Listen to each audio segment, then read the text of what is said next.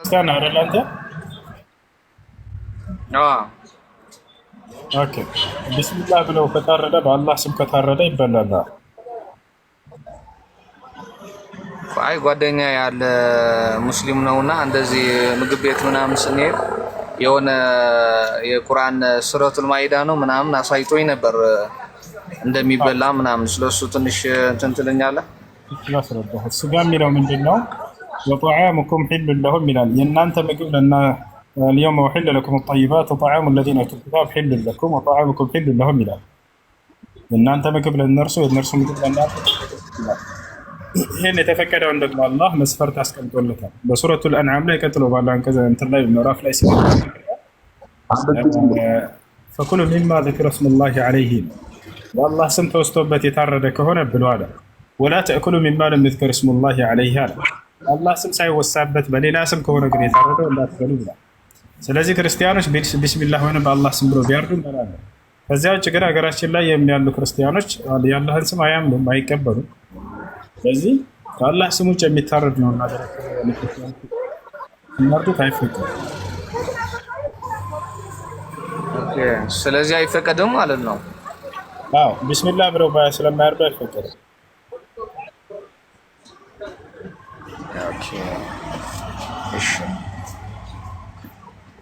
እሺ ቢኒያም። አቤት። እሺ ሰላም አንብቤዋለሁ። አለሁ። ደህና ነሽ? እግዚአብሔር ይመስገን። ደህና ናችሁ ሁላችሁ? አለን። እሺ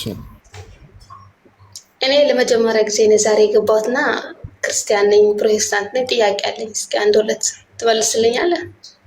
እሺ ጥያቄሽ ምንድን ነው? ኦኬ መጀመሪያ ጥያቄ የፈጠረብኝ አሁን ቁርአን በአማርኛ አውርጃለሁ ማለት ነው። እና ለምንድን ነው በቁርአን አንድ አላህ ነው ከተባለ ለምንድን ነው ሲናገር እዛ ቁርአን ግን አንድ አይልም? ምክንያቱ እኛ እያልን ነው አወረድነን እንደዚህ ያደረግነን እያልን የሚናገረውና ለምንድን ነው አንድ አላህ ከሆነ ለምንድን ነው እኛ የሚለው? በጣም ጥሩ። ይሄ መልስልኝ መጀመሪያ። በጣም ጥሩ።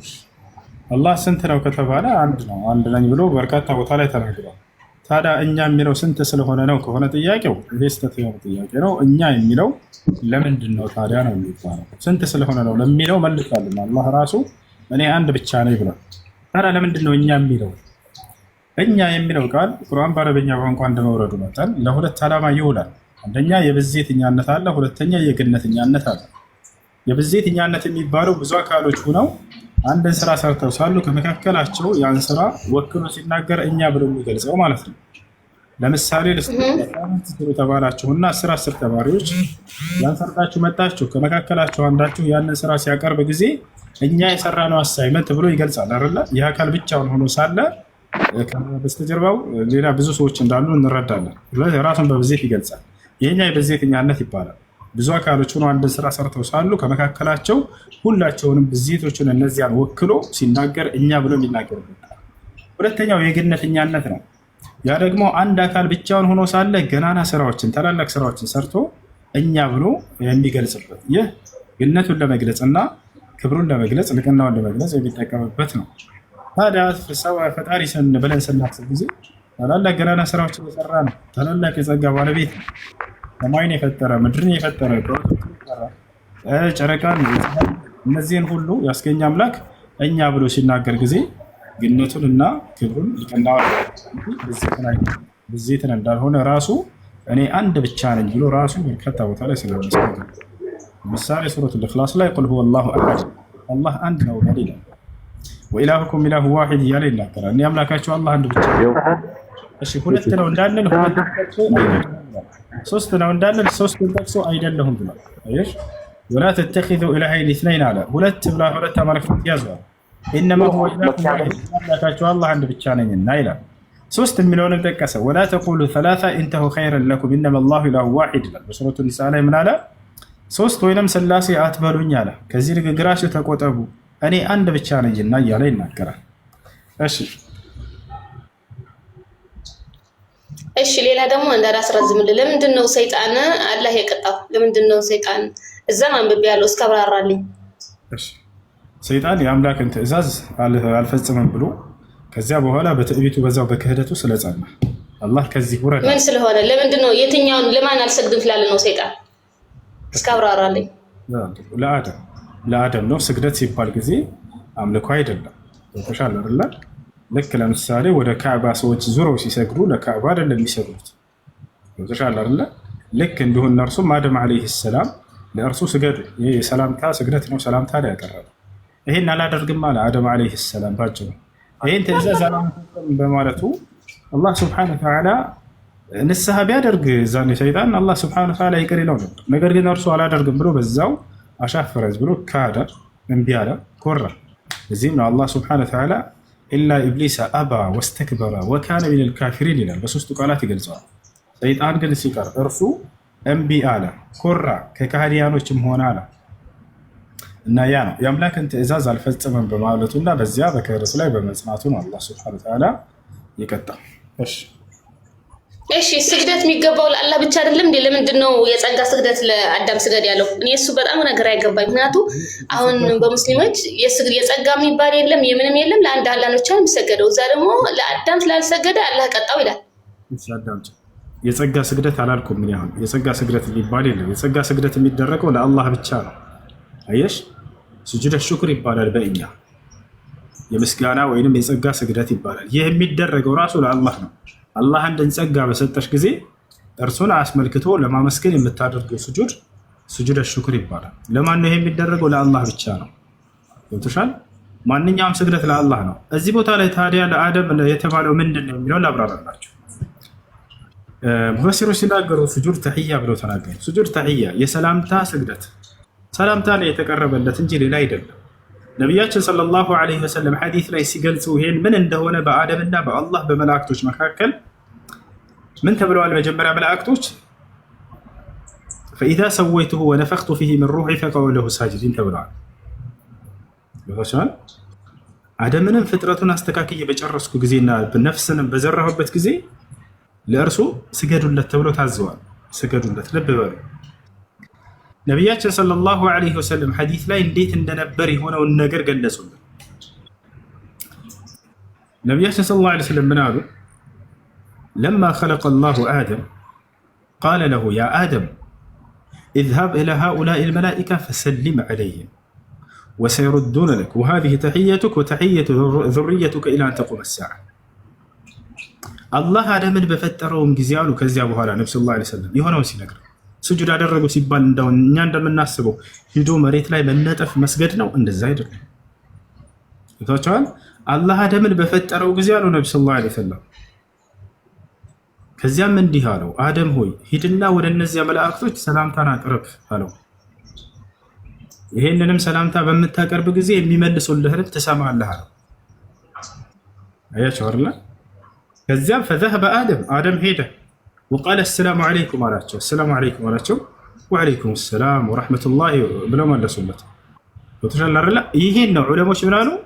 ሃዛ ሱጁድ ተሕያ፣ ይሄ ነው ለአደም የተደረገው የሰላምታ ሱጁድ የሚባለው ይሄ ነው አሉ።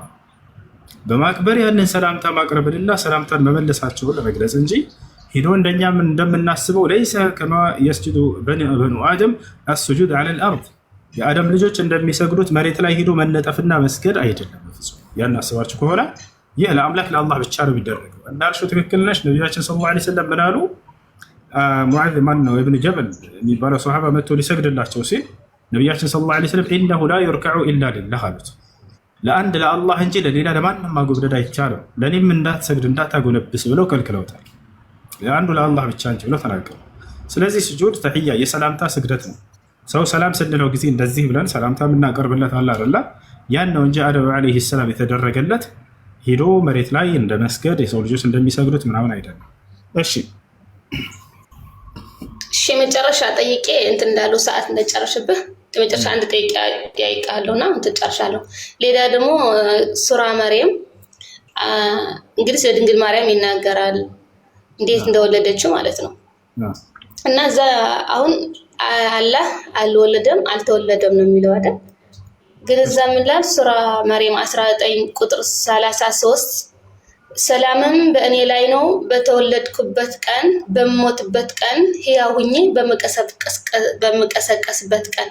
ታዲያ ኢየሱስ ክርስቶስ እኮ በሙስሊም እንደተማርኩት እኔ አልሞተም ነው አይደል? አልተሰቀለም፣ ከድንግል ማርያም ተወለደ። እንዲያመን እዛ በጣም የገረመኝ አላህ ለገብርኤል ሲልከው ነፋባት ይላል። ወዲያው ነው የተረገዘ፣ ወዲያው ነው የተወለደ። እና ኢየሱስ ክርስቶስ ሲናገሯት ለሷ ለማርያም ሲናገሯት ወደ ኢየሱስ ጠቀሰችና እሱ ተናገረ ይላል። ኦኬ፣ ግን ሰላም በእኔ ላይ ነው በተወለድኩበት ቀን በሞትበት ቀን ሕያው ሁኜም በምቀሰቀስበት ቀን። ታዲያ ለምንድን ነው ኢየሱስ ክርስቶስ በሞትበት ቀን ያለ? በቁርአን እኮ ኢየሱስ ክርስቶስ አልሞተም ነው አልተሰቀለም ነው፣ መጣ ሄደ ነው። ይህ የሚያወራው ወደፊት መጥቶ የሚሞትበትና የሚቀሰቀስበት ቀን ነው። እኛ ኢየሱስ ክርስቶስ አልሞተም ብለን እናምናለን ወይ? አልተገደለም፣ አልተሰቀለም፣ አልሞተም። ነገር ግን የሚያወራው ወደፊት ስለሚሆነው ነገር ነው። ከእርሱ በፊት ቀደም ብለሽ አይተሽው በነበር ስለ ዮሐንስ ወይም ስለ ያህያ ሲያወራ ልክ ኢየሱስ በተናገረበት መልኩ ለዮሐንስ ተነግሮለታል። ምን አለ ስለ ዮሐንስ? አላህ ወሰላሙን ዐለይሂ የውመ ውሊደ ወየውመ የሙት ወየውመ ዩብዐሱ ሐያ ይላል።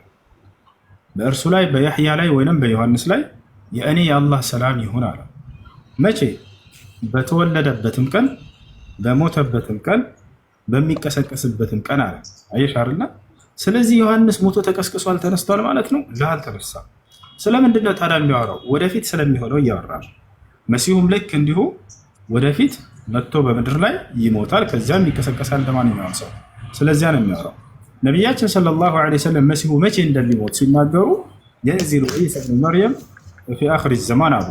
የማርያም ልጅ መሲሁ የዘመን ፍጻሜ በሚደርስ ጊዜ ወደ ምድር ይወርዳል ካሉ በኋላ ፈየምኩቱ ፊኩም 7 ሲኒን ثم يتوفاه الله عز وجل በመካከላችሁ ያክል ይቆያል፣ ከዚያም አላህ ይገድለዋል፣ ይሞታል አሉ። ስለዚህ መሲሁ ወደፊት መጥቶ ይሞታል። ስለዚህ እንጂ እያወራ ያለው ሙቼ ተነስቻለሁ እያለ እየተናገረ አይደለም። እሺ ኦኬ፣ በቃ ጨርሻለሁ። ለማንኛውም ታች ያላችሁ አትሳደው እሺ። እና እሱ በጣም አድንቃለሁ። እግዚአብሔር ይጨምርልህ። ሌላ ቀን እመልሳለሁ። ጨርሻለሁ። ተባረክ። ቢኒያም ቀጥል።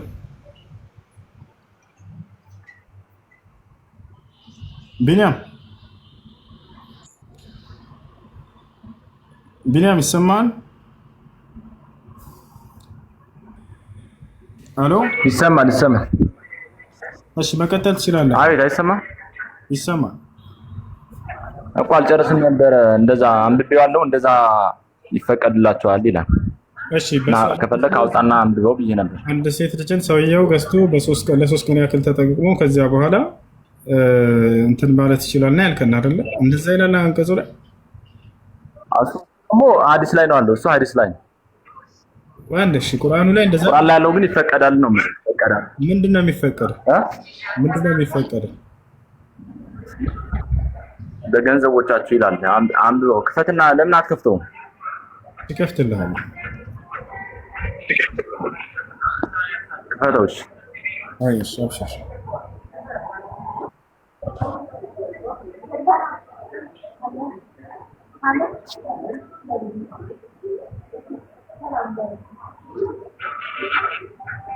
እናንተ ይኸውልህ ሚዩት አድርገው። እሺ ሙዚቃ እንዳመሰልክ አንተ ጋር አንዴ ሚዩት አድርገው እና ተከታተል።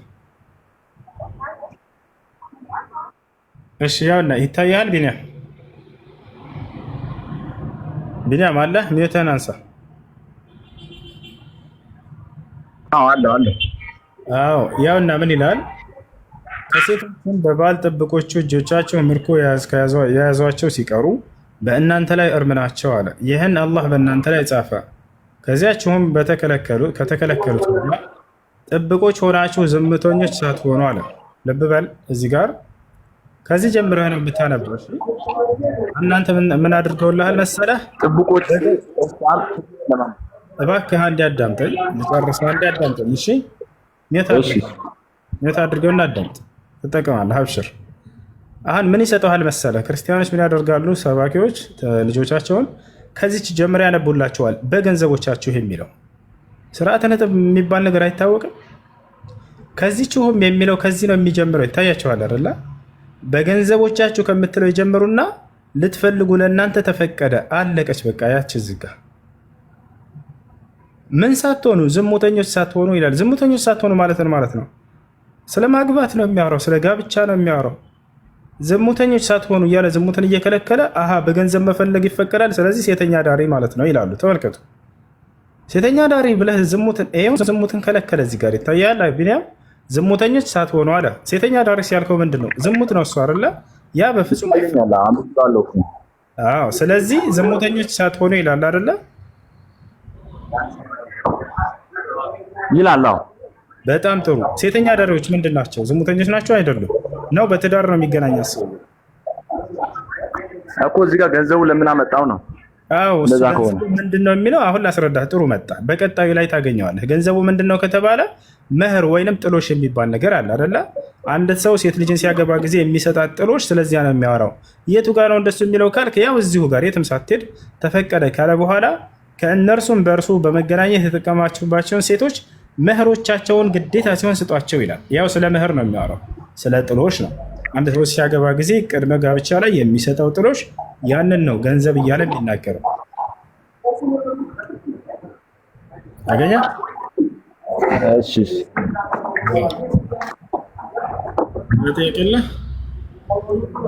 ስለዚህ አሁን ይሄ ቁርአን ላይ ነው መጣ። ሐዲስ ላይ ግን 3 ቀን እንትን ካላችሁ በኋላ ከዛ በኋላ ደግሞ እንደዚህ ብር ስጣቸው ይላል። አሳይ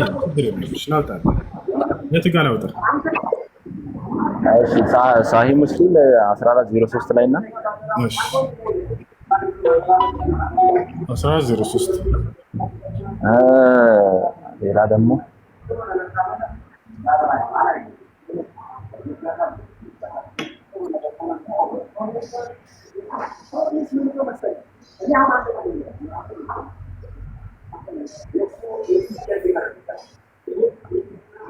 አውጣው እሱ ግዴታ ከመጣ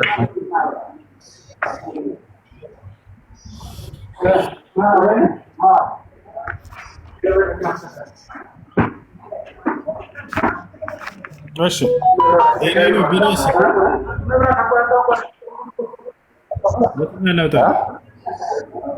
የትኛው ነው? 1403 ወይ ሙስሊም ወይንስ የትኛው ነው? ታዲያ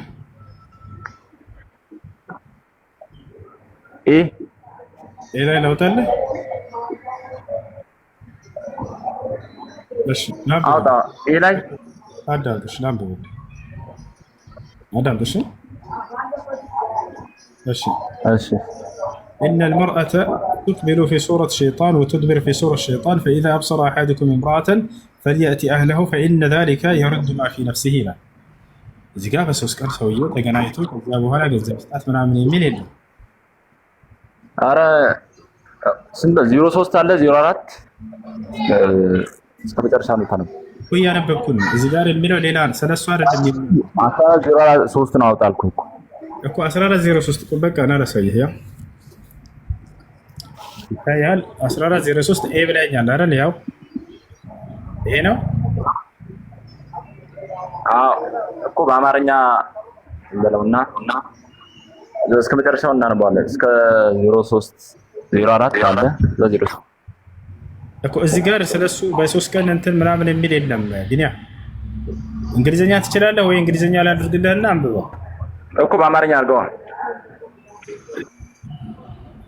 እሺ ወደ እንግሊዘኛ አልችልም፣ አማርኛ ብቻ ነው የምችለው። በጣም ጥሩ። እሺ ወደ አማርኛ በትክክል ላይ ተረጎመልህ ይችላል። እኔ ግን ያው ያድርግልህ። እሺ አማርኛ። ስለዚህ ከእናንተ አንዱ ሴትን ቢያይ ወደ ሚስቱ ይሄድ፣ ይህ በነፍሱ ውስጥ ያለውን ነገር ይገታለታልና ይላል። ያ ቢና ይሄ ብቻ ነው የሚለው? አዎ በ3 ቀን ይገናኝ የሚል የለም።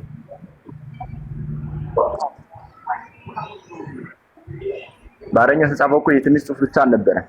ኧረ እባክህ እኔ አረበኛውን ላነብልህ እያልኩህ ነው። እኔ በደንብ አውቀዋለሁ። እሺ አረበኛውን እሱን አልፈልግም፣ ወደ አማርኛ ቀይርልኝ አልክ። እያወራ ያለው እዚህ ጋር ስለምንድን ነው? ስለ 3 ቀን መገናኘት አይደለም። ጀመረ ታለው እኮ አያሳይም። ሳይ ሙስሊም ላይ ነው ያስጀምር። ምን አልከኝ? ጎግል ላይ እኮ ነው እንትን እና ምን ላይ ለተ ጎግል ላይ እኮ ነው ምን ላይ ልተርጉምልህ? ቃል በቃል እያነበብኩ ልተርጉምልህ? አዎ ከቁርአኑ እንደዛ ይሻላል እኮ። እሺ እዛ ጋር መጥቼ እንትን እያልኩ ነበር። ያ ሶሒህ ሙስሊም 1403 ይታያል። ነቢያችን ሰለላሁ ዐለይሂ ወሰለም ምን አሉ? ኢዛ አብሰረ አሐድኩም ይላል፣ አንዳችሁ ሴትን ባየ ጊዜ ምናልባት ካየ ውጭ ላይ ፈልየእቲ አህለሁ፣ ወደ ቤተሰቡ ወደ ሚስቱ ጋር ይመለስ እና ከእርሷ ጋር ይምጣ። ፈኢነ ዛሊከ የሩዱ ማ ፊ ነፍሲሂ፣ ይህ በውስጡ ላይ ያለውን ነገር ይመልስለታል ይገታለታልና አሉ ነው። ስለዚህ እንጂ አንድ ሰው ሴትን ተገናኝቶ በ3 ቀን ብር ይስጣት ምናምን የሚል ቃል አንተ የተናገርከው የለም። እስኪ እኮ ግን እኮ እንደዚህ መጣ ነበር በአማርኛ አስተረጉመው። አሁን እዚህ ጋር ብዛቱ አይተዋላ። አማርኛው ላይ ያለው ላይ 2 መስመር ብቻ ነው በአማርኛ አስተረጉመው። በፈጣሪ ምን ቋንቋን ተርጉምልኝ ወይ አንተ ክፈትና ተርጉማ አሳየልና አንድ ሰው ሴትን ተገናኝቶ በ3 ቀን ብር መስጠት ይችላል የሚል አሳየኝ። ችግር የለም። ሽታው ራሱ 3 የሚለው የለም። እሺ 04 ላይ ዝቅ ብለህ አንብበው። 4 ላይ ዝቅ ብለህ አንብበው። 04 ላይ ማለት ነው እዛው። እሺ 04 ላይ አንብበው። 04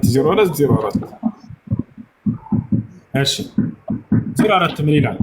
حدثنا محمد بن عبد الله بن نمير الهمداني حدثنا أبي ووكيع وابن بشر عن إسماعيل عن قيس قال سمعت عبد الله يقول كنا نغزو مع رسول الله صلى الله عليه وسلم ليس لنا نساء فقلنا ألا نستقصي فنهانا عن ذلك ثم رخص لنا أن ننكح المرأة بالثوب إلى أجل ثم قرأ عبد الله يا أيها الذين آمنوا لا تحرموا طيبات ما أحل الله لكم ولا تعتدوا. أخذ مزيقاب باللسوس كريا كرسوي وياقبا يمينين زابر اشتاث من النزول.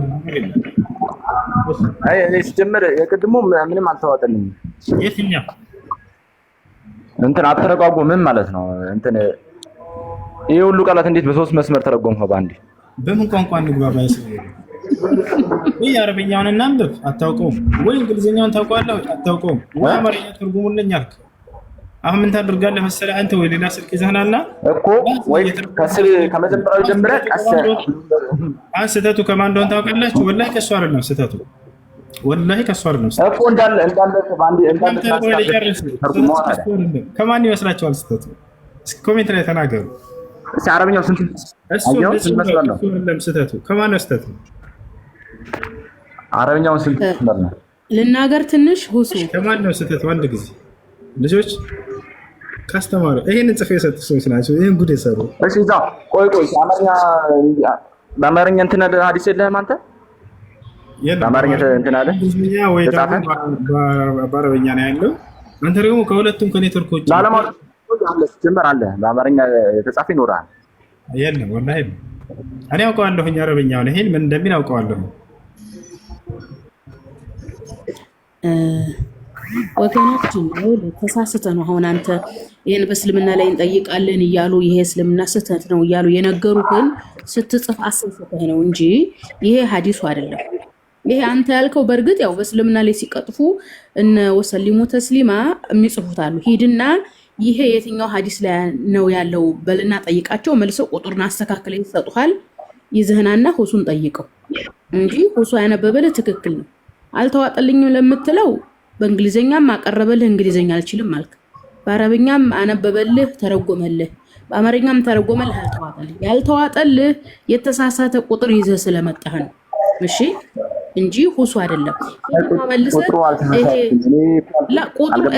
ቁጥሩ አልተሳሳተም። ድርቅ በአማርኛ የተጻፈ ሐዲስ አለ አይደለም? እሺ በቃ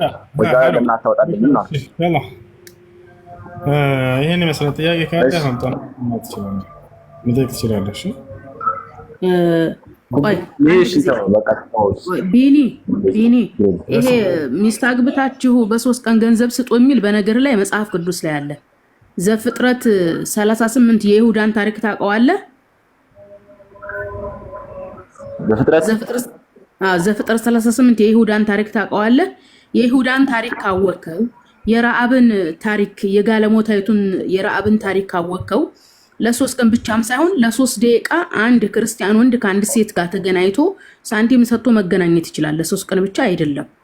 ሂደህ ዘፍጥረት 38 ላይ ያለውን ታሪክ አንብበው፣ የራአብን ታሪክ አንብበው። የረአብ ታሪክ ጋለሞታይቱ ረአብ የ1954 መጽሐፍ ቅዱስ ጋለሞታይቱ ረአብ ሲላት የ2000 መጽሐፍ ቅዱስ ምን ይላታል?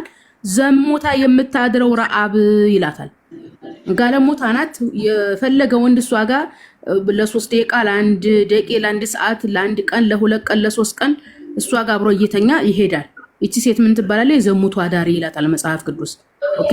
ስለዚህ አንድ ክርስቲያን ወንድ እንደ መጽሐፍ ቅዱስ አስተምሮ 3 ቀን ብቻ አይደለም ለ3 ደቂቃ አንድ ሴት ጋር ገንዘቡን ሰጥቶ አምባር ያለው አምባር፣ ብር ያለው ብር፣ ቀለበት ያለው ቀለበት ሰጥቶ እዛች ሴትዮ ጋር ግንኙነት ፈጽሞ መሄድ ይችላል። ተግባብተናል? ይሄ የመጽሐፍ ቅዱስ ጋብቻ ነው። ስለዚህ አንድ ደግሞ የምነግርህ ነገር ምንድነው? የሆነ የሰዎችን ስህተት እያባረርክ በሄድክ ቁጥር ያንተ ስህተት ነው የሚጋለጠው። ተግባብተናል? በእስልምና አንድ ወንድ አልጨረስኩም። ቁርአን ላይ አስረዳህ እኮ ያ ምን ይባላል? ጥሎሽ ነው። በእስልምና ጥሎሽ ግድ ነው። ጥሎሽ ብሎ ማለት ልብሷን የምትለብስበት የምታጌጥበት ገንዘብ መስጠት አለበት።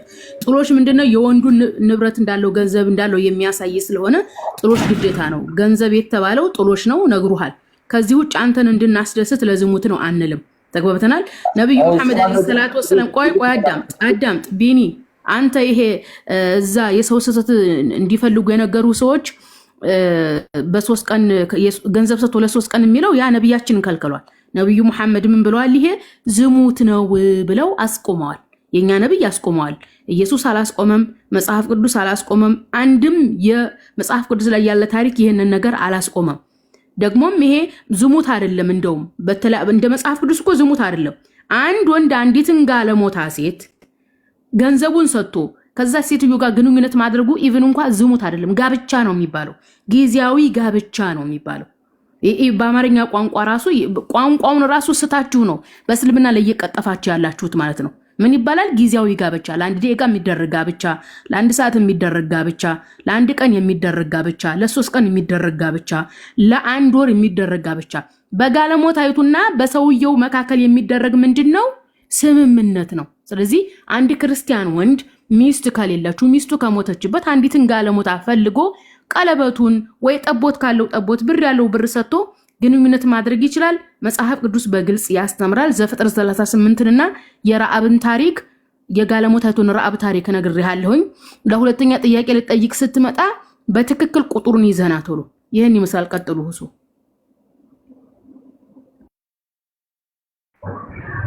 አንዴ ቆይ ካንቺ ጋር ጨረሰው።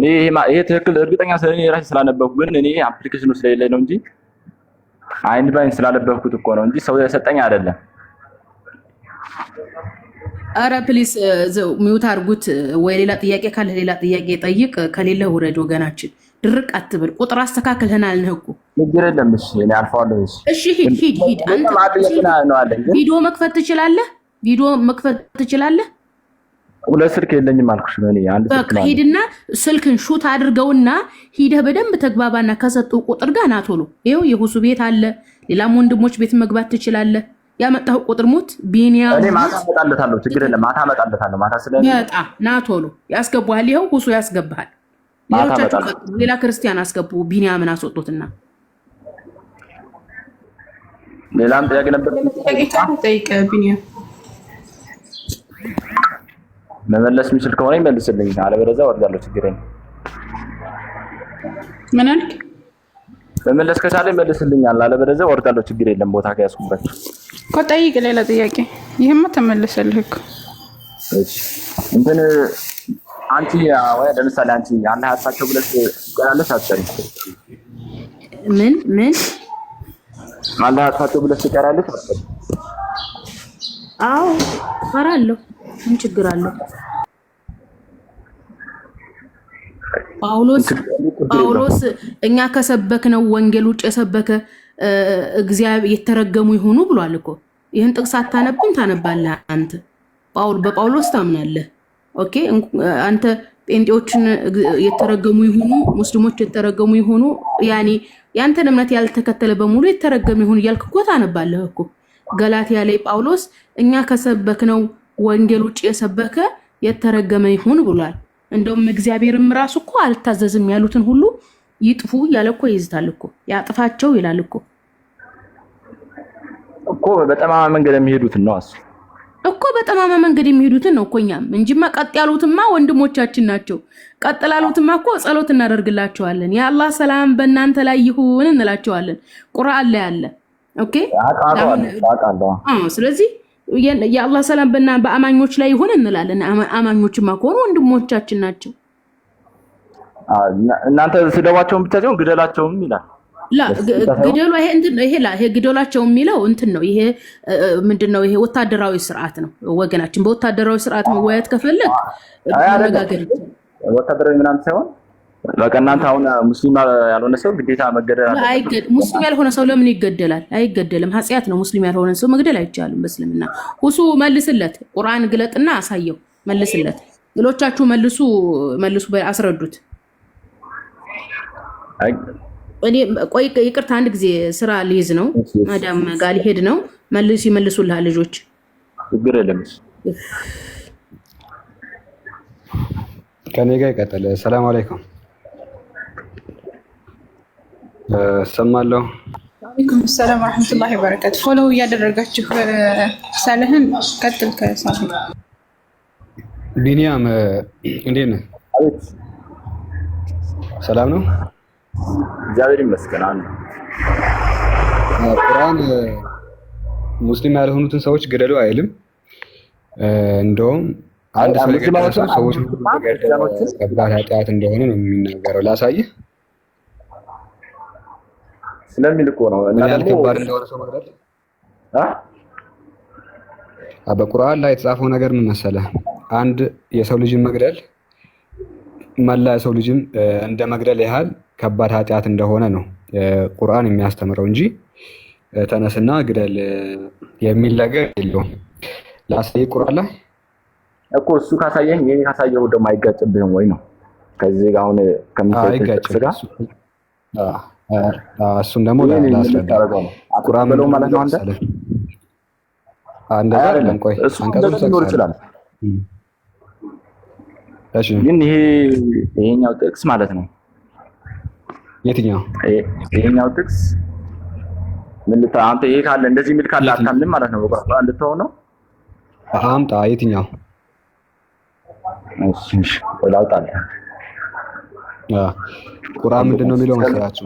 ይሄው የከፈትኩላችሁ ቁርአን እስክታወጣ ያህል በሱረቱል ኢስራ ምዕራፍ 17 ቁጥር 31 ላይ ያቺን አላህ ያከበራትን ነፍስ ያለ ሕግ አትግደሉ ነው የሚለው። ሊትራሊ አትግደሉ የሚታይ ከሆነ ምንድነው የሚለው? አትግደሉ። እንደዚህ ብሎ የሚናገረው ቁርአን ነው።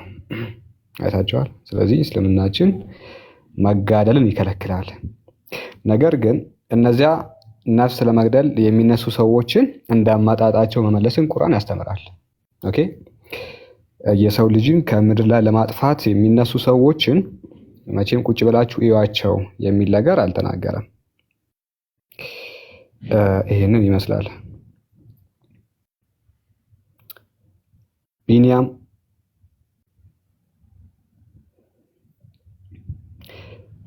እኮ መረጃው ላይ እያመጣሁልህ ነው። ለዛ ነው አንዴ ጠብቅ። ሻፍጥ ነው።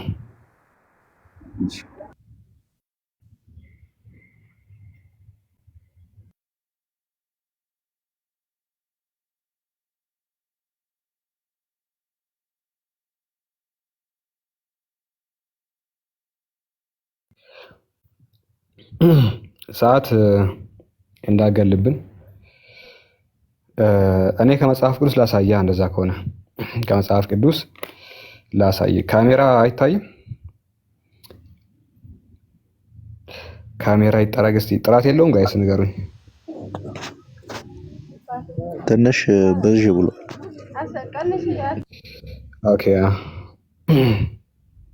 ኦኬ እኔ ጋር ጥራት አለው። ለምን እንደሆነ አላውቅም። ከመጽሐፍ ቅዱስ አሳየ። የአንተ መጽሐፍ ቅዱስ ላይ እሺ ልጥረገው።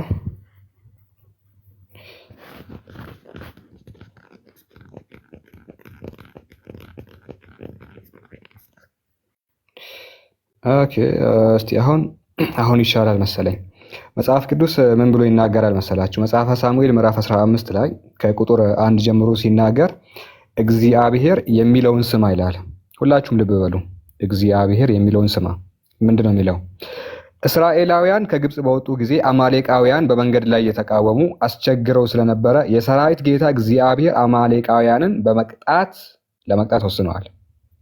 ሄደ በአማሌቃውያን ላይ አደጋ በመጣል ያላቸውን ሁሉ ደምስስ፣ ከእነርሱ ምንም ነገር አታስቀር፣ ወንዶችን፣ ሴቶችን፣ ልጆችንና ሕፃናትን፣ ከብቶችን፣ በጎችን፣ ግመሎችንና አህያዎችን ሁሉ ግደል ይላል። ምኖችን? ወንዶችን፣ ሴቶችን፣ ልጆችን፣ ሕፃናትን። ጋይስ ምኖችን? ሕፃናትን። እሺ ከብቶችን፣ በጎችን አጠቃላይ ግደል ይላል። እንግዲህ የፍቅር አምላክ የሚሉት ማለት ነው። የፍቅር አምላክ ሕፃን ልጅን ጨፍጭፈ ግደለው ይላል። ቁርአን እንደዛ አይደለም። ባይዘይ ኦኬ ቁርአን አንድም ቦታ ሕፃን ልጅን ግደል አይልም። ለመጋደል የመጣውን ጠላት ቁጭ ብላ አትያው ነው የሚለው። ሰላም ፈላጊ ከሆነ በሰላም ትኖራለህ ከሱ ጋር፣ ሊገድልህ ከመጣ ግን ትከላከላለህ። ይሄ ነው ቁርአን ያስተማረው። መጽሐፍ ቅዱስ ግን ከዛም አልፎ ምንም የማያውቅ ሕፃን ልጅን ጨቅላውን ሕፃን ልጅን ጨፍጭፍና ግደለው ማጅራቱን ብሎ ያስተምራል። እሱም ብቻ አይደለም፣ ምንም የማያውቁ እንስሳትን፣ ከብቶችን፣ አህዮችን፣ ሴቶችን አጠቃላይ ግደል ብሎ ያስተምራል። ይሄው በግልጽ መጽሐፍ ቅዱስ ላይ። በሌላም ቦታ ትንቢተ ሕዝቅኤል ምዕራፍ 9 ላይ በደንብ ተመልከቱላችሁ። ትንቢተ ሕዝቅኤል ምዕራፍ 9 ቁጥር 6 ሽማግሌም ሆነ ወጣት ወንዶችና ሴቶች ሕፃናትንና ሴቶችን ሁሉ ግደሉ።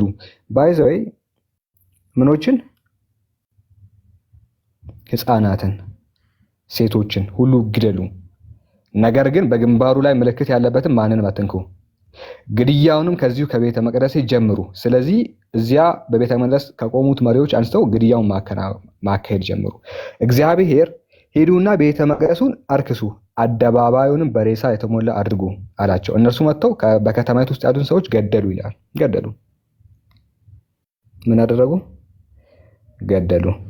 ምኖችን? ሴቶችን፣ ሕፃናትን፣ ሽማግሌዎችን። ሴቶችን፣ ሕፃናትን፣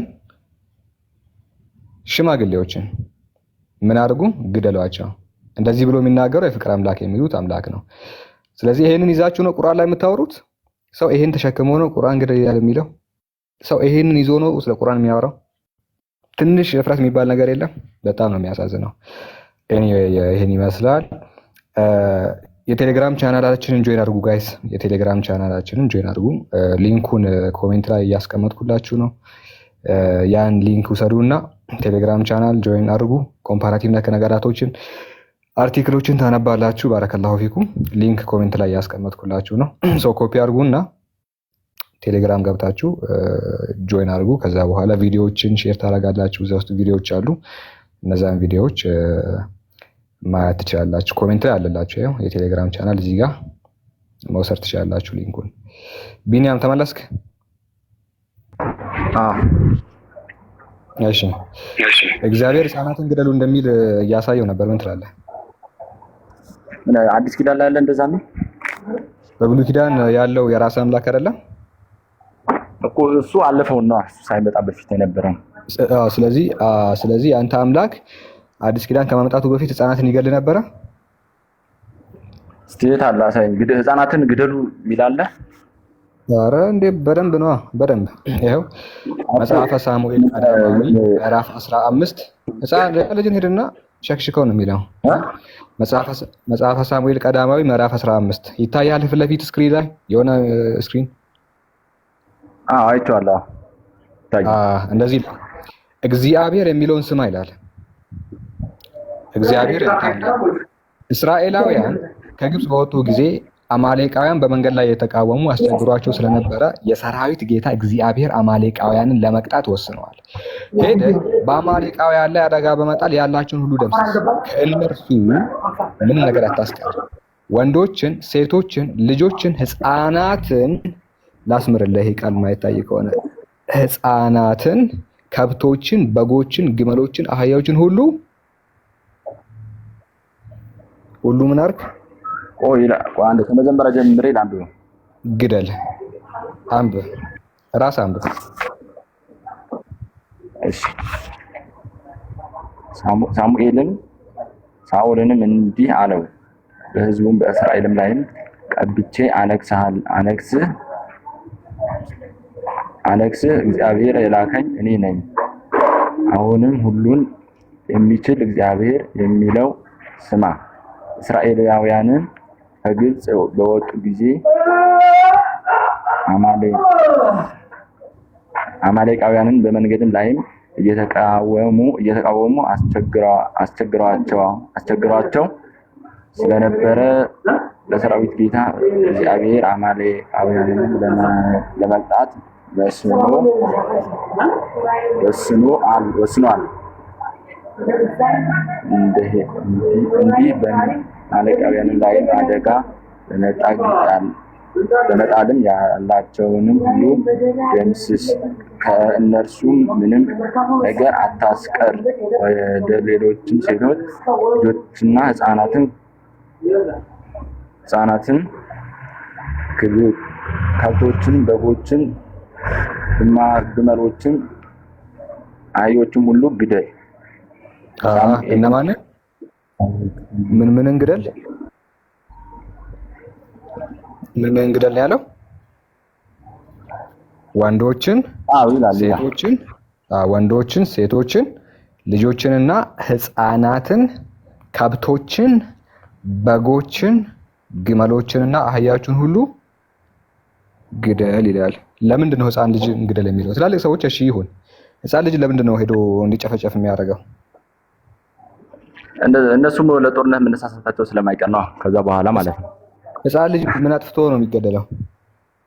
አጥፍቶ ሳይሆን አጥፍቶ አይደለም። እንደነሱም እግዚአብሔር የፈለገበት ምክንያት እንዲገደሉ። ለምን ሕፃን ልጅ ይገደላል ነው? ሕፃን ልጅ ሳያጠፋ ለምን ይገደላል ሕፃን ልጅ? እንደዛ አይደለም። የኛ አባቶች ማን ነው ገደላቸው ብለው ስለሚሉ አባቶች አጥፍተዋል እኮ ችግር የለውም። አባቶች አጥፍተዋል። ሕፃን ልጅ ግን ምንድነው ጥፋቱ? የተገደለው ነው። ለምንድን ነው ሕፃናት የሚገደሉት? እሱን አመጣለሁ። ትላልቅ ሰዎች እሺ ይሁን፣ ትላልቅ ሰዎች ይሁን፣ ግን ሕፃን ልጅን ሄደህ ስገለው በጣም ያሳዝናል። ልንገርህ።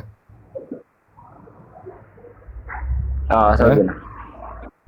ግን አምላክ እንደዛ ነው ያለው። እግዚአብሔር ነው የሚለው። ያው ቁርአን እንደዚህ አይልም። እሺ ቁርአን አንድ ሰው መግደል ሰውን ሁሉ እንደ መግደል ከባድ ኃጢአት ነው ብሎ ነው የሚናገረው። ስለዚህ ይሄንን መጽሐፍ ይዘህ አንተ ሌላ ሰው መጽሐፍ ላይ ግደል ይላል ብለህ አትናገር ድጋሚ። እሺ ያው አውጣ እኮ ሱራ 291 ላይ አለ ተጋደሉ የሚል ማለት ነው። ለመጋደል የመጣውን ሰው ነው ግደል የሚለው ቁርአን። ያው ልክፈት ለመጋደል ከመጣ መቼም ቁጭ ብለህ አታጨበጭብም አይደለ? ምን የጠቀስከው ሱራ ላይ ይሄ አይደለ? ሱራ 291 ተጋደሉ የጠቀስከው ይሄን ነው አይደል? ሱራ 291 ነው አይደል የጠቀስከው? 91 ላይም አለ።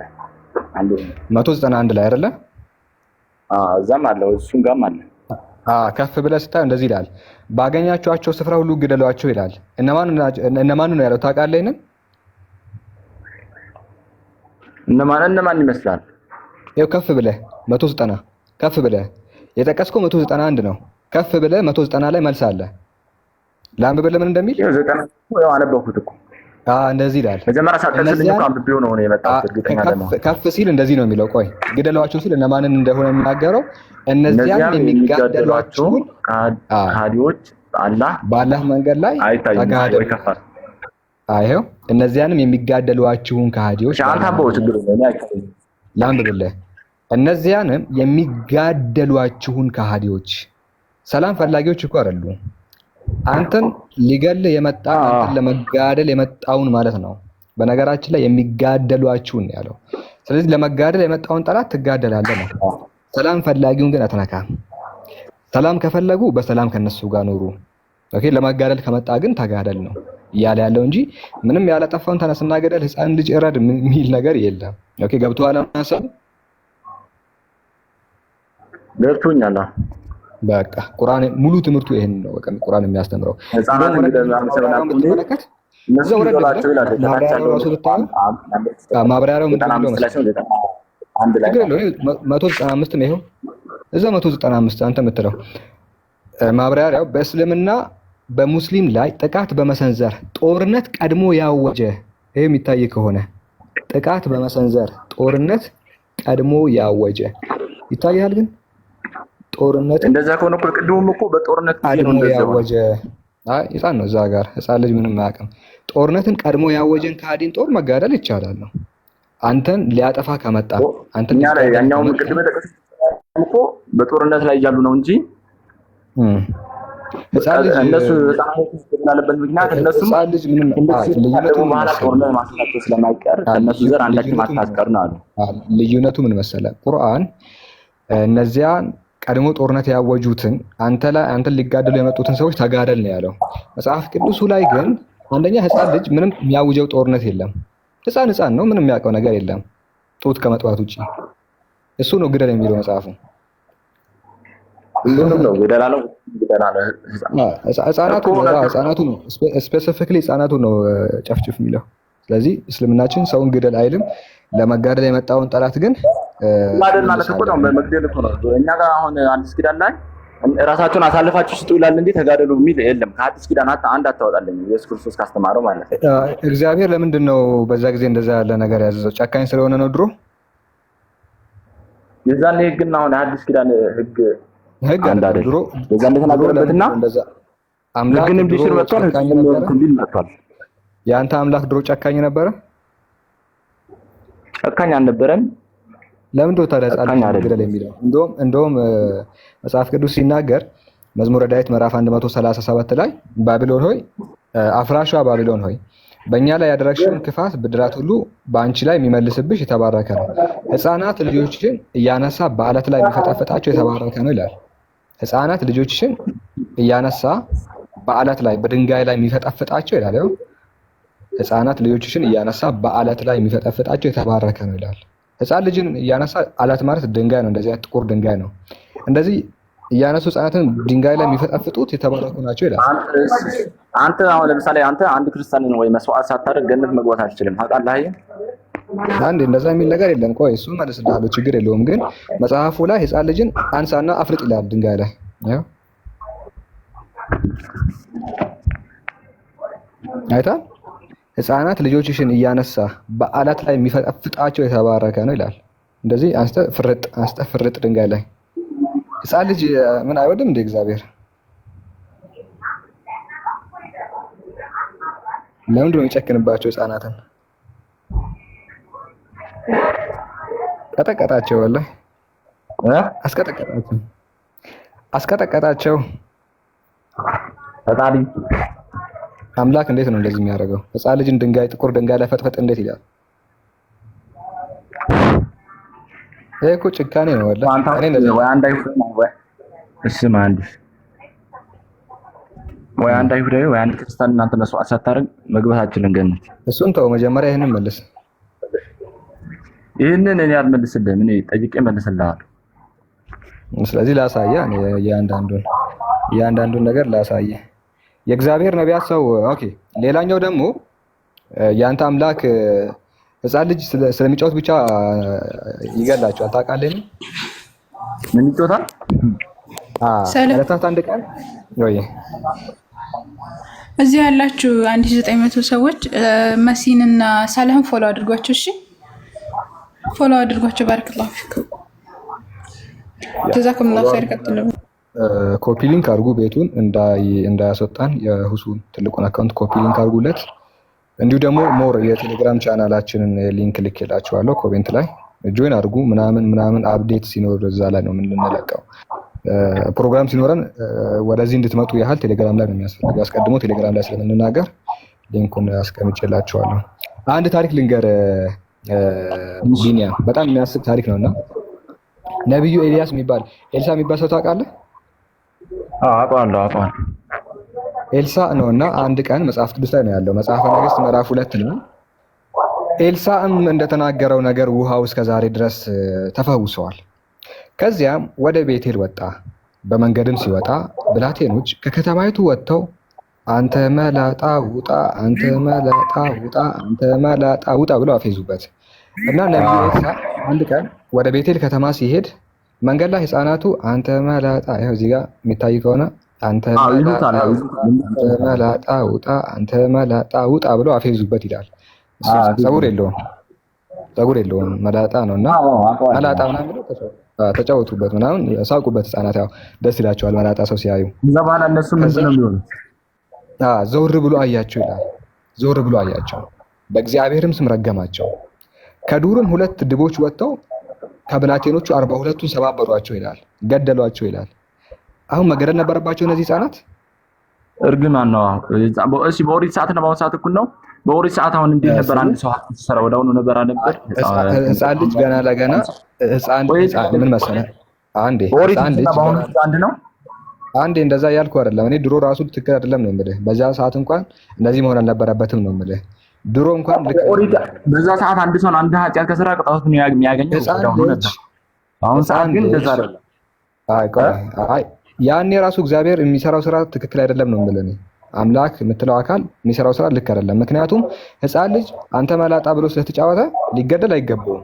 አንተ ለምሳሌ አንድ ህፃን ልጅ እኔ መላጣ ቢለኝ ስቄ ነው ማን እኮ ነው እኮ ሰው ይወርገማን ነው። አሁን ለምሳሌ አንድ ምን ተረግመኝ አንድ ነገር ከሆነ ፈጣሪ እንደዛ ነው ማለት ነው። ህፃን ልጅ መላጣ ስላለ ትገለዋለህ አንተ? ረገመው? አዎ ሰውየው ነው ረገማቸው ነው። አንተ ለቀለዱበት ማለት ነው። አንተ ራሱ ጸጉርን ተቆረጥክና ወደ ቤት እየገባህ ነው። አንተ መንገድ ላይ ህፃናት አንተ መላጣ ምናምን አሉ፣ ትገላቸዋለህ ህፃናቱ? እኔ ያልገላቸውም። ለምንድነው ማገላቸው? ለምንድነው ማገላቸው? መላጣ ብለው ፈጣሪ ስራቸውን ይስጣቸው ብዬ ነው የሚሄደው። እሱም እንደዛ ነው አላቸው። ፈጣሪ ስራቸውን ሰጣቸው። አይ ረገማቸው ይላል። ከዛ በኋላ በእግዚአብሔር ስም ረገማቸው ይላል። እግዚአብሔር ግን ህፃናቱን ዝም ብሎ ልክ እንዳንተ ማለፍ ነበረበት። አንተ ለምሳሌ መላጣ ብትባል ስቀ ነው የምታልፈው፣ ተጫውተህ ነው የምታልፈው። ህፃናት ናቸው ምን ያውቃሉ ምናምን ብለህ ፈታ ብለህ ታልፋለህ። አይለጠፍበት ችግር የለውም እኮ። እግዚአብሔር ግን ያደረገው ምንድን ነው? 42 ህፃናት ገደለ። አዎ ልክ ነው ይላል። ስላፈዙ እግዚአብሔር ነብይ ላይ ስለቀለለ እንደውም አንተ ለምን አንተ አትገልም። እግዚአብሔር ግን መላጣ ተብሎ ስለተባለ ብቻ ህፃን የሚገድል ከሆነ ካንተ ያነሰ ስብዕና ነው ያለው። እዛኔ ነገርኩህ እኮ እዛኔ የነበረ ህግና አሁን የነበረ ህግ አንድ ነው እያልከኝ ነው ማለት ነው። እንደዛ ከሆነ እንደዛ ሳይሆን ስለ ሞራሊቲ ነው የማወራው። አንድ አምላክ ፍትሃዊ ነው መሆን ያለበት። አንድ አምላክ ሞራሊ ትክክል መሆን አለበት እንጂ መላጣ ተነስቶ የሚጋደል ከሆነ አንተ መሐመድ የሰራውን ነገር እንዳለ አንድ ባንድ ትሰራለህ። አንድ ነገር ልንገርህ ቢኒያም፣ እግዚአብሔር ዳዊት ዝሙት ሲሰራ ምንድን ነው ያደረገው? ዝሙት ሲሰራ ገሰጸው በነብዩ ልኮ ማለት ነው። በብሉይ ኪዳን አንድ ሰው ዝሙት ሲሰራ ምንድን ነው የሚደረገው? በድንጋይ ተወግሮ ይገደል ነበር። ዳዊት ዝሙት ሲሰራ ለምንድን ነው ያልተገደለው? ለምን አልተገደለው? የዛኔ ይገደል ሰውነ እሱ ደግሞ በዛ ሰዓት ንጉስ ስለነበረ የእግዚአብሔር ህግ ንጉስ ላይ አይሰራም። የእግዚአብሔር ህግ ንጉሶችን ይፈራል? አይፈራም። ተጸጸት እንትን አለውና በነብዩ ሳሙኤልን ልኮ ከዛ በኋላ ሚስቶቹ ለምን ተደፈሩ? እሺ ሚስቶቹ ለምን የተደፈሩት? ማን ነው ተደፈረ? ዳዊት ዝሙት ሰርቶ ሴቶቹ የዳዊት ሚስቶች ተደፈሩ በእግዚአብሔር ትእዛዝ። በእግዚአብሔር ትእዛዝ አይደለም። እንደ ሰው እኮ ነው ተሳስቷል እኮ። አንተ ኃጢአት ከሰራ እግዚአብሔር ነው አሰራኝ። ዳዊት ከቤርሳቤ ጋር ዝሙት ሲሰራ እግዚአብሔር ሚስቶቹን አይደለ ለአቤሴሎም የሰጠበት ከአቤሴሎም ጋር ግንኙነት እንዲያደርጉ። እሺ ዳዊት ማታ ዝሙት ሰርቶ አደረ። እግዚአብሔር ደግሞ የዳዊት ሚስቶች ወሰደና ሰው እያያቸው እንዲደፈሩ አደረገ። ለምንድን ነው እንደዚህ የሚሰራው እግዚአብሔር? የሰራውን ኃጢአት ወዳሁን ነበር የምትቀበለው በዛ ሰዓት። ሚስቶቹ ነገር ወይ ህግ አንድ ነው በልና ያሁንና ህግ እዛ ህግ አንድ ነው በለኝ። ስለ ህግ አይደለም የማወራው። ስለ ህግ አይደለም የማወራው። ማታ ዳዊት ዝሙት ሰርቶ አደረ። ቅጣቱ ምን መሰለ? ቅጣቱ የዳዊት ሚስቶች ወደ አደባባይ እንዲወጡ ተደረገና እንዲደፈሩ ተደረገ በእግዚአብሔር ትእዛዝ። ለምንድን ነው ሴት ልጅ የምትደፈረው ነው? ለምንድን ነው የምትደፈረው? ሴት ልጅ ለምንድን ነው የምትደፈረው? ምንም ሳታደርግ በእግዚአብሔር ትእዛዝ። ሚዩት አላረኩም ምን ያላረግ ሲጀምር ለምንድን ነው ሚዩት ማድረግ አላረግም? ምን ነው የምትለው? እንትን ያለው ነገርኩህ እኮ የዛኔ እሱ እንዲገባው ነው እግዚአብሔር ተበቀሎት ነው እሱን። ሚስቶቹ ለምንድን ነው ያስደፈረው ነው? እሱ ለመበቀል ፈልጎ ነው። ሴት አስደፈረ ትበቀላለህ? እሱ እንዲገባው ነው። በዛ ሰዓት ዳዊት እንዲገባው። ሴቶቹ ለምንድን ነው ታዲያ እዚህ የሚሰቃዩት? ምን መሰለህ? በሰው ቁስል ሰውን እንዴት እንትን ትላለህ? አንደኛ ሴቶች ናቸው አደባባይ ላይ ነው የተደፈሩት። እግዚአብሔር ነው እንደዚህ ያስደፈራቸው። ለምንድን ነው እሱ ለመበቀል ምንም ያላጠፉ ሴቶችን ያስደፈረው? ያላጠፉ ሴቶችን ሚስቶቹ እኮ ናቸው። ምንም እኮስ ሚስት ምንም አላጠፋችም። እግር አልያዘች፣ አልተባበረች። እሱ ነው ማለት አስጠርቶ ቤርሳቤን የደፈረው። ጠዋት ላይ ደግሞ ሴቶቹ አደባባይ ላይ እንዲደፈሩ ያደረገ እግዚአብሔር። የፍቅር አምላክ እንደዚህ ይሰራል።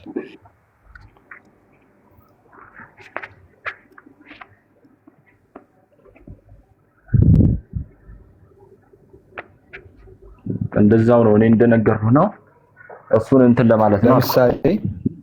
ለምሳሌ አንተ አያደርገውና ዝሙት ብትሰራ ጠዋት ላይ ዳኛው ሚስትህን አደባባይ ላይ ወሰዳትና አስደፈራት። ይሄ ህግ ትክክለኛ ህግ ነው?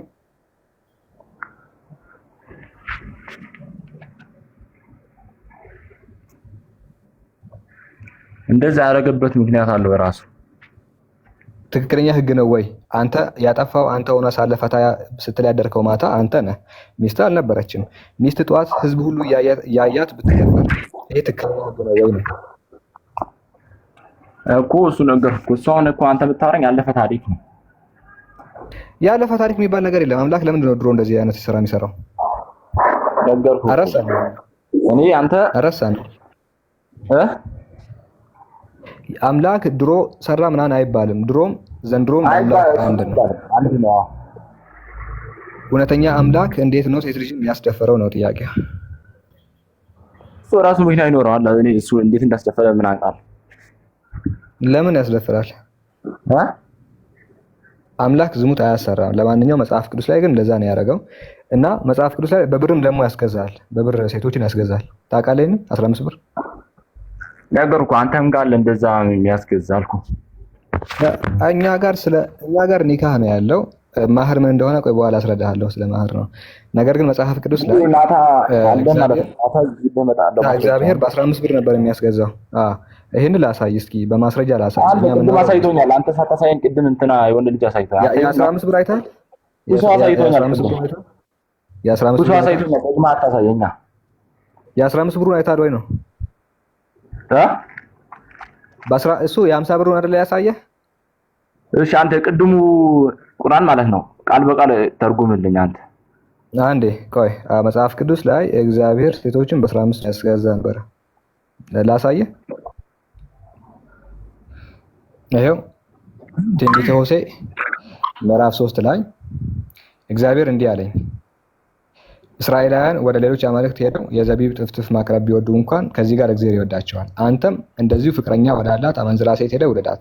ስለዚህ በ15 ብርና በ150 ኪሎ ብር ገዛኋት ይላል። ሄዶ ይገዛ ነበር በ15 ብር። ርካሽ ነበሩ መሰለኝ ድሮ። አሁን ካርድ ብቻ ነው የሚገዛው 15 ብር። አነበብኩት አልኩህ እኮ ቅድም። ሁለቴ ለምን አነብልህ? ለምንድን ነው ቅድም አሳየኝ አልኩህ። አሳየኝ ሁሉ አሳይቶኛል አልኩህ። ለምንድን ነው የሚያስገዛው? እሱ ጋር ጨርሰን ነበር። ከፈለግ ደግሞ አንተ አውጣና አንብብልኝ። እኔ የሰጠሁት ሐዲስ በስነ ስርዓት እንትን አላለልኝም ነበር። ይሄን ጥያቄ ያለ እስልምና ላይ እሺ፣ በቃ ይሄንን ተውና፣ ጥያቄ ያለ እስልምና ላይ እና በደንብ አለኝ። ልትመልስ ከሆነ ማለት ነው ጠይቅ። እሺ ከኛ ጋር ሳትቀበል ልትመልስ ከሆነ አለኝ ጠይቅ። እስልምና ላይ አሁን አንድ ጊዜ ገብቷል አሉ 100,000 ምናምን ነው ተወዷል። እሺ ጥያቄ አለ? ችግር የለውም። አላህ ይሳደባል አይሳደብም? ምን አ ምን አልከኝ? አላህ ይሳደባል አይሳደብም? አምላክ አይሳደብም። አይሳደብም?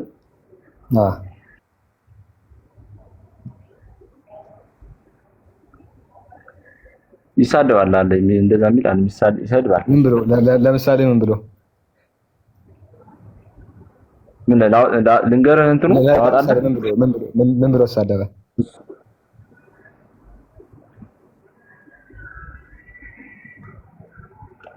ምን ብሎ ደንቆሮ ብሎ ይሳደባል። ደንቆሮ ስድብ ነው አይደለ? ስድብ ነው አይደለ? ደንቆሮ እና ስድብ ካልሆነ ምን ሊባል ይችላል? እሺ ስለዚህ ላሳየህ ተመሳሳዩን ነገር ላሳየህ። እነዚያ እኮ ይሄ እኮ ሳታገጭ መልስልኝ ነው አልኩህ። ሳታገጭ መልስልኝ ማለት ኖ ስድብ ከሆነ ኢየሱስ ሲጀመር ያለዚህ ቃል ሌላ ቃል አይጠቀምም ነበረ። ምንድነው የሚለው መሰለ? ኢየሱስ ከሰው ጋር ሲያወራ ሲጀመር ይሄንን ቃል ነው ሁሉ የሚጠቀመው። ምን ይላል? የማቴዎስ ወንጌል ምዕራፍ 23 ላይ እናንተ ደንቆሮችና እውሮች ማናቸው ይበልጣል? ወርቁ ነውን ወይስ ወርቁን የቀደሰው ቤተ መቅደስ ይላል። ከሰው ጋር ሲያወራ ሲጀመር ኢየሱስ ሁሌ ይሄንን ቃል ነው የሚጠቀመው። እናንተ ደንቆሮ እያለ ነው የሚያወራው። ሲሳደብ ነበረ? ከአፉ ማይጠፋ ቃል ነበረ ይሄ ቃል። ይኸው ከሰው ጋር ሲያወራ ሁሌ ይሄንን ቃል ነው የሚጠቀመው። እናንተ ደንቆሮ እያለ ነው የሚያወራው። ሌላ ቃል አይጠቀምም። ይኸው ይታያችኋል። ግን ይሄ ቃል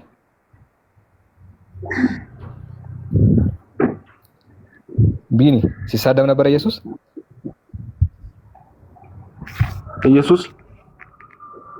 ሲሳደብ ነበረ? ምን ኢየሱስ ሲሳደብ ነበር?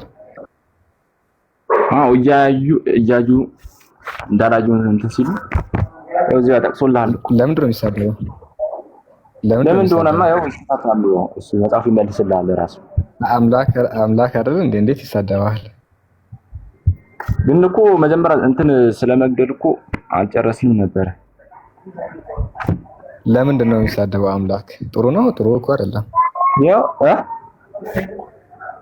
ጥሩ አይደለም። እሺ አላህ ደንቆሮ ተሳደው ለምን ነው ትነግረኝ ትችላለህ አንተ መሰለህ? እሺ እሱ ስድባ ምን መሰለህ? እሱን በቃ ላስረዳ። እነዚያ አይን እያላቸው ነገር ግን እውነት የማያዩ ሰዎች አሉ። እንዲሁ ደግሞ ጆሮ እያላቸው ሱሙን በኩሙን ያዩን ፈም ያርጁን የሚል ነገር ይመስለኛል የጠቀስከው ሱረቱል በቀራ ላይ ነው የሚገኘው። እና ስለነማን ነው የሚናገረው ከተባለ አላህ ትክክለኛ ጤና ከሰጣቸው በኋላ፣ አላህ አይን ከሰጣቸው በኋላ፣ አላህ ጆሮ ከሰጣቸው በኋላ ነገር ግን የተሰጣቸውን ጆሮ ለእውነት አይጠቀሙበትም ነበረ። ሐሰት ብቻ ነበር የሚሰሙበት። እውነት ሲነገራቸው እውነት አይቀበሉም። አይን ሰጥቷቸው ነገር ግን በእነዚያ በአይኖቻቸው እውነት ማየት አይፈልጉም። እነርሱ እንደ እንስሳ ናቸው ይላል። እንደውም ከእንስሳም ራሱ የባሱ ናቸው ይላል። በልቦቻቸው ውስጥ ንፍቅና በሽታ አለባቸው ይላል። በዚህ ምክንያት አላህ በሽታቸውን ጨመረባቸውም ይላል። ስለዚህ የሚናገረው እነዚያ አይን እያላቸው ስለማያዩ ጆሮ ተሰጥቷቸው በእነዚያ ጆሮ ደግሞ እውነት መስማት የማይፈልጉ ሰዎችን አው ደንቆሮ ብሎ ተናግሯል ነው። ኦኬ ስድብ ነው የምትል ከሆነ ግን የአንተ አምላክ ሁሌም እንደዛ አይነት ቃል ነበር የሚጠቀመውና ስለዚህ አደጋ ውስጥ ትገባለህ ነው። እሺ ችግር የለም። እሱ እውነት ነው። አይን እያላቸው የማያዩ አሉ። እሱ እውነት ነው እኮ እሱማ እኔ ማምንበታለሁ። ስለነሱ ነው ቁርአኑ የሚናገረው። ሱረቱል በቀራ ምዕራፍ 2 ለመጥቀስ የፈለከው ምዕራፍ 2 ላይ የሚናገረው እነዚህ አይን እያላቸው እውነት የማያዩ ሰዎች፣ ጆሮ እያላቸው መስማት የማይፈልጉ ሰዎች አሉ። እነዚያ ነው ደንቆሮሮች ያላቸው። እንደ እንስሳ ናቸው፣ ከእንስሳም ይበልጣሉ እንደውም ብሎ የገለጻቸው እነሱ ነው እንጂ ሌሎችን ሰዎች እየተናገረ በፍጹም አይደለም። እሺ የቅድሙስ ምን ትለዋለህ? ይሄ አንድ ሙስሊም አንድ ክርስቲያን ወይ አንድ አይሁድን እንትን መስዋዕት ሳያደርግ መግባት አይችልም ቢለው የቱ ጋር ነው እንደዛ ተብሎ የተጻፈው? የቱ ጋር ነው? ኦይሻ አንዴ ፈልግልኝ። አይልም ኦብቪየስሊ እንደዛ አይልም። ታኮፒ ሊንክ አድርጉ። ባረከላሁ ፊኩም። እዚህ ያላችሁ የቴሌግራም ቻናላችንን ጆይን አድርጉ። ሊንኩን ኮሜንት ላይ ያስቀመጥኩላችሁ ነው። እዛ ውስጥ ግቡና የቪዲዮ ቻናል የሚል አለ ከኋላ በኩል ከገባችሁ። ኦኬ ላሳያችሁ። እሱ ጥቅሱን እስኪያመጣ ድረስ ቪዲዮዎችን እንዴት እንደምታገኙና የመልስ ቪዲዮዎች ናቸው ከሁሉም በላይ። ኦኬ ዲስ ዋን አንዴ ይሄ ቻናላችን ነው። ቻናሉን ጆይን ካረጋችሁ በኋላ ወደ ውስጥ ከገባችሁ ይሄንን ታገኛላችሁ። ከዛ በቪዲዮ ደግሞ መልስ የተሰጡ እነዚህን የቪዲዮ ትምህርቶችን ተከታተሉ። ብዙ ትምህርቶችን ትጠቀሙበታላችሁ ኢንሻአላህ። ጆይን አድርጉ። ብዙ ነገር እዚህ ውስጥ ይገኛል። በቪዲዮ ትማሩበታላችሁ። ክርስቲያኖች ሴቶች እርሻ ናቸው ይላል ቁርአን እያሉ የሚያነሱትን እዚህ ጋር እንመልሳለን። ስለ ብዙ ነገር አለ። ሰይጣን ጆሮ ውስጥ ይሸናል ይላል ምናምን እያሉ ደግሞ የሚያነሱም አሉ። ይሄንንም ይኸው እንደዚህ በቪዲዮ መልስ እንሰጣለን። መጽሐፍ ቅዱስ ተበርዘዋል። ብዙ ነገራቶች በቪዲዮ አሉ እዚህ ውስጥና ወጣችሁ ተማሩ። ዋና ቻናል የምታገኙት በዚህ ሊንክ ነው። ቢኒያም ተመለስክ? አቤት ተመለስክ። አመጣ ማስረጃ? አው ምን ላይ መሰለ ሳሂህ ሙስሊም በቃ ላስረዳህ። በቃ አትልፋ። እኔ ስለማውቀው ላስረዳ ዝም ብዬ ቁጥሩን አውቃለሁ። እሺ ዋናው ሳሂህ ሙስሊም ስላልክ ብቻ እኔ ከፍትልሃለሁ። ይሄ ነው አይደለ? 2767 ልክ ነው። ኦኬ ሀሳቡ ምንድነው የሚለውን ነገር ላሳየህ። በእስልምና አስተምሮ አንድ ሰው በገነት ውስጥና በገሃነም ውስጥ ስፍራ አለው ብለን እናምናለን። ኦኬ አንድ ሰው በገነትም በገሃነምም ስፍራ አለው። ገነት የሚገባ ሰው አንተ ገነት ከገባ ያንን ጀነት ውስጥ የተዘጋጀልን ስፍራ ታገኛለህ። ኦኬ ጀሃነም ከገባ ደግሞ ያንን የተዘጋጀልን ስፍራ ታጣለህ። ኦኬ ለማንኛውም ሳሂህ ሙስሊም 2767 ላይ አንድ የተጠቀሰ ሐዲስ አለ። ይሄንን ደግሞ ከማብራሪያው ነው ማሳየህ። ሸርህ ሳሂህ ሙስሊም ቢሸርህ ነዋዊ ሳሂህ ሙስሊም ቢሸርህ ነዋዊ ኢማም ነዋዊ ያስቀመጠው ነገር አነብልሃለሁ። ምንድነው? When it will be the day of resurrection, Allah would deliver to every Muslim, a Jew or a Christian, and say that's your rescue from hellfire ይላል። በትንሳኤ ቀን አላህ Subhanahu Wa Ta'ala ደፍዕ ያደርጋል ነው ለአንድ ሙስሊም፣ አንድ ክርስቲያን ወይ ደግሞ አንድ ጂውሽን ወደ ገሃነም ይከታል ይላል። ምክንያቱም እነዚህ ሰዎች ገሃነም የሚገቡት በስራቸው ምክንያት ነው፣ ግን ተጨማሪ ቅጣት ያገኛሉ ነው። ምን መሰለ አላህ Subhanahu Wa Ta'ala በሚቀጥለው ዓለም ሰውን እንደየስራውና እንደ እምነቱ ነው የሚዳኘው። እንደየስራው እንደ እምነት። ምክንያቱም ቁርአን ላይ እነዚህን አመኑ ወአሚሉ ሷሊሃት አለ። እነዚያ ያመኑና መልካም የሰሩ ሰዎች ሰማሉ። ቢኒያም ኔትወርክ ቀይ በርቶብኛል። ይሰማኛል። እሰማለሁ። ኦኬ አንድ ሰው ገሃነም ሆነ ገነት የሚገባው በእስልምና አስተምሮ በደንብ ስማ፣ በእምነቱና በስራው ነው። ሰው ገነትና ገሃነም የሚገባው በእምነትና በስራው ነው። ቁርአን ሲናገር እነዚህ አመኑ ወአሚሉ ሷሊሃት እነዛ ያመኑና መልካም የሰሩ ሰዎች ጀነት ይገባሉ አለ። ስለዚህ አንተን ጀነት የሚያስገባህ ያንተ እምነትና ያንተ መልካም ስራ ነው። እነዛ የካዱ ሰዎችን ወደ ገሃነም የሚያስገባቸው ምንድነው ከተባለ አንደኛ እምነታቸውና ክህደታቸውና መጥፎ ስራቸው ነው ወደ ገሃነም የሚያስገባቸው። እዚህ ድረስ ከተስማማን ታዲያ አንድ ሰው እዚህኛው ሐዲስ ላይ ወደ ገሃነም ይጣላል በሙስሊም ቦታ ሲባል ተጨማሪ ይሄ ጀነት ስለሚገባ ሆኖ አይደለም። በሚቀጥለው ዓለም አንተ ከሃዲ ከሆንክ ገሃነም ነው የምትገባው። ነገር ግን የሙስሊሙ ኃጢአት ከሙስሊሙ ይነሳና አንተ ላይ ይቀመጣል። ተጨማሪ የሆነ ቅጣት ማለት ነው። ወደ ገሃነም መግባት የተረጋገጠ ሆኖ ሳለ እንደ ተጨማሪ ቅጣት ግን አላህ Subhanahu Wa Ta'ala የሙስሊሞችን ኃጢአት በክርስቲያኖች ላይ ያደርጋል። የነሱ ኃጢአት ለጀሃነም ብቁ ነው፣ በጣም ብቁ ነው። ወደ ገሃነም ነው የሚያስገባቸው። ኃጢአት ብቻ ወደ ገሃነም ይከታል። ግን እንደ ተጨማሪ ቅጣት የሙስሊም ኃጢአትን ያነሳና እናንተ ላይ ያደርጋል። በዚሁ ክደት የምትሞት ከሆነ አይታል እንደ ተጨማሪ ቅጣት የምትቀበለው ፓኒሽመንት ነው እንጂ ጀነት የምትገባ ሆነ አይደለም። በሚቀጥለው ዓለም ኃጢአቱ ቢቀመጥብህ ኃጢአቱ ባይቀመጥብህ በኩፍር ላይ ከሞት ወደ ሲኦል ትጣላለህ። ነገር ግን በክደት ላይ የሞቱ ሰዎችን ተጨማሪ ቅጣትን አላህ Subhanahu Wa Ta'ala ይሰጣቸዋል። በሙስሊም ኃጢአት አንስቶ በአንድ አይሁድ ላይ ወይ በአንድ ክርስቲያን ላይ ያደርጋል። ይሄ ለነሱ ተጨማሪ ቅጣታቸው ነው እንጂ ሌላ ነገር አይደለም ነው እንጂ እናንተ ጀነት ስለምትገቡ ሆነው እናንተ ጀነት መረጃችሁ በጣም ትክክለኛ ከሆነ እንዴት አንድ ሰው ኃጢአት ወደ አንድ ሰው ይጭናል? ተጨማሪ ቅጣት ነው። አምላክ ነው የምትል ከሆነ ተጨማሪ ምን መሰለህ አንተ ኃጢአቱ ባይደረገብህም እኮ ወደ ገሃነም ትጣላለህ። ታውቃለህ? እንደዚህ እኮ አንድ ኃጢአት ቢደረግብህ አይደረግብህ ክርስቲያን ሆነህ ከሞት ና ቆይ የሙስሊም ኃጢአት አንተ ላይ ቆይ የሙስሊሙ ኃጢአት አንተ ላይ ቢሆንም ባይሆንም ወደ ገሃነም መግባት የተረጋገጠ ነው። ታውቃለህ ይሄንን? እሱ ተረጋገጠ። እሱ እኔ አውቃለሁ። አንተ ገሃነም ትገባለህ፣ እኔ ገሃነም አይቀርልህም። ምን መሰለህ አይቀርልህም። ገሃነም መግባት አይቀርልህም። ገሃነም መግባት ምንም የተረጋገጠ ነገር ነው። ነገር ግን እንደ ተጨማሪ ቅጣት አላህ ነው። ተጨማሪ ቅጣት ምክንያቱም አምላክን አላህ ትክክል እንዳልሆነ ማለት ነው። እዚህ ጋር ማየት ይችላል።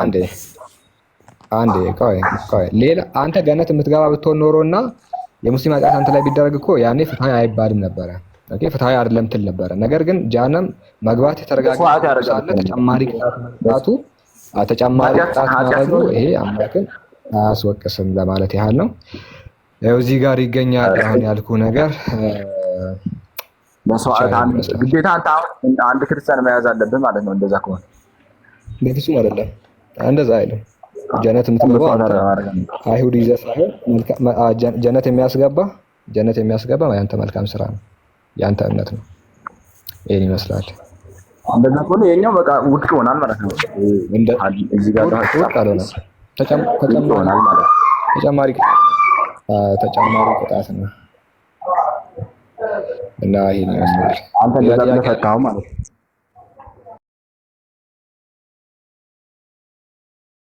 እንደዛ ተፈታው ማለት ነው። እንደዛ ተፈታው ማለት ነው።